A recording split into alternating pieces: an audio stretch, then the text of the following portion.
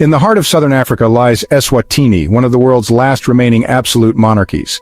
And at its center is King Mswati III, a figure both revered and controversial. But what captures global attention more than his politics is his palace life, especially his 16 wives.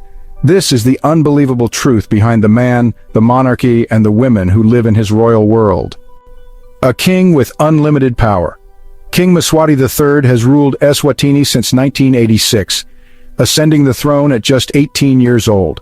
With near total control over the government, the judiciary, and the economy, his word is law.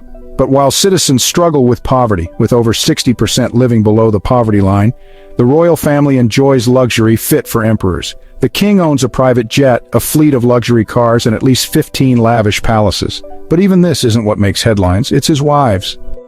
Why 16 wives? Every year in Eswatini, tens of thousands of young women gather for the reed dance, a traditional ceremony where they perform in front of the royal family. While the dance is about celebrating virginity and cultural heritage, it's also where the king often chooses a new wife. Over the years, King Mswati has married 16 wives, each from this cultural event. But here's the shocking part. Some of these women were as young as 18 when selected, and critics have accused the king of abusing tradition for personal pleasure. Many international human rights groups have raised concerns, calling the practice outdated, even exploitative.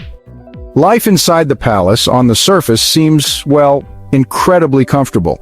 The king's wives enjoy luxurious residences, designer clothes, tight security, and a whole staff of servants. But beneath all that glamour, there's a much more complicated reality. Former palace insiders talk about a world with really strict rules, limited freedom, and honestly a lot of competition among the wives. They're not allowed to speak freely to the media. They're expected to represent the monarchy, raise royal children, and stay loyal to the king, all while keeping up this perfect public image. Some former wives have actually fled the kingdom, saying the emotional distress and restrictions on their personal freedoms were just too much. One even made a daring escape to the UK and sought asylum, claiming that royal life was, in the end, just a gilded cage. What makes this whole story even more unbelievable is, well, the sharp contrast between the king's lifestyle and the lives of ordinary Swazis. Unemployment is widespread. Schools and hospitals are missing even the most basic resources. Pro-democracy protests are on the rise, and more often than not, they're brutally suppressed. And yet, the king keeps throwing million-dollar birthday parties, importing luxury vehicles, and expanding his royal family. To some people, he's seen as a guardian of tradition, but to others, he stands out as a symbol of excess in a nation that's really struggling. The unbelievable truth about King Mswati and his 16 wives isn't just about marriage or tradition. It's honestly about power, inequality, and the ongoing clash between modern values and ancient rule.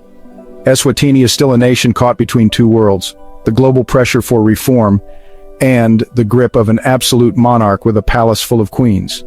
And as the world keeps watching, there's really just one question left: how long can this royal fairy tale last?